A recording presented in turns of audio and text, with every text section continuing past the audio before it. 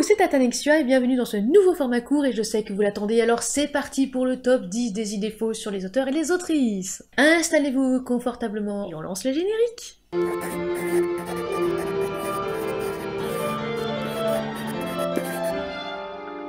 ne louper aucune vidéo, abonnez-vous et activez la cloche. Point numéro 1.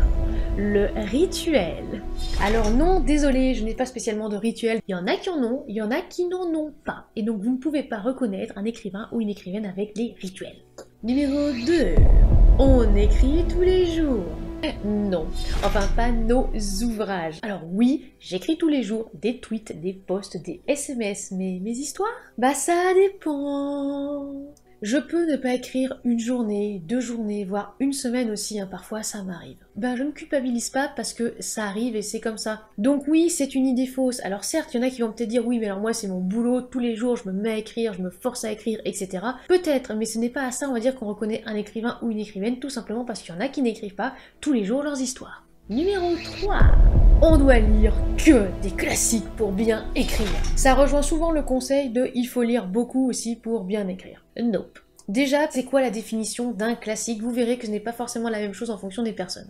Ensuite, est-ce que c'est parce qu'on lit beaucoup et de tout, hein, j'entends, qu'on écrit forcément mieux? Je suis la preuve vivante que non. Alors oui, ok, j'ai peut-être quelques difficultés, quelques handicaps, ça je veux bien l'assimiler et le comprendre, mais pour autant, avec tout ce que je lis, ne croyez pas que c'est si simple que ça. Il y en a qui vont lire peut-être beaucoup de classiques, qui vont avoir beaucoup de vocabulaire, et d'autres non. Ça va dépendre de plein d'autres choses, donc ne pensez pas, ah bah écoute, tu n'as qu'à lire et puis c'est bon, tu vas écrire mieux. Pas forcément. 4. Les vrais autoristes écrivent avec un plan, les autres qui n'en font pas, de toute façon, hein, ils ne finissent jamais leur projet. Ça fera un écho avec la vidéo jardinier et architecte en collab bibiche. Alors arrêtez vraiment avec ce point, il y en a qui font des plans, il y en a qui n'en font pas, il y en a qui font un mix de tout, et tout va bien dans le meilleur des mondes. Point numéro 5. Les autoristes ont besoin de solitude pour écrire ou de plage horaire définie. Oui, ça rejoint un petit peu l'idée du rituel. Ça dépend. Comme le fait qu'on peut écrire avec de la musique ou non. Ça rejoint l'idée d'Hélène sur le Discord, les écrivains vivent comme des ermites et sont traversés par un génie soudain quand ils écrivent. Oupa. Point numéro 6. Les auteurs et les autrices écrivent toujours à la main. Il y en a qui vont écrire d'abord sur des carnets ou sur des feuilles pour après retransposer soit la machine à écrire, soit au niveau des ordinateurs. Et puis il y en a d'autres qui débutent direct sur l'ordinateur. Point numéro 7. On se nourrit de la dépression et de la vie de bohème pour écrire. Oui, voyons, on aurait besoin de se couper de tout, de la société, et non, parce qu'encore une fois, ça dépend aussi de plein d'autres choses. Alors merci Alexei Evna, si je prononce bien, pour l'idée. D'ailleurs, il paraît que c'est pour ça qu'on ne les paye pas bien, les auteurs et les autrices, pour que les tourments les inspirent. Ah oui, ça c'est effectivement une idée reçue, bien sûr, il y en a qui vont justement s'inspirer de ça. Bien sûr, il y en a qui ont besoin des fois d'être à l'écart de la société pour écrire, et parfois non. Point numéro 8. C'est avoir un chaton qui nous empêche d'écrire car il dort sur le clavier. Meilleure excuse du monde, non? C'est faux. Déjà, les chats domestiques, d'une, parce que les chats arrêts Dixit Maki ne font pas ça, parce que c'est des choses humaines, donc ils ne se mettent pas dessus. Ensuite, il y en a qui n'aiment pas les chats. Bref, tous les chats ne font pas ça, donc ce n'est pas parce qu'il y a une photo avec un chat qui se couche sur les claviers que vous allez forcément avoir affaire à un auteur ou une autrice. Point numéro 9. On écrit, donc on doit bien savoir s'exprimer à l'oral comme à l'écrit. Nope.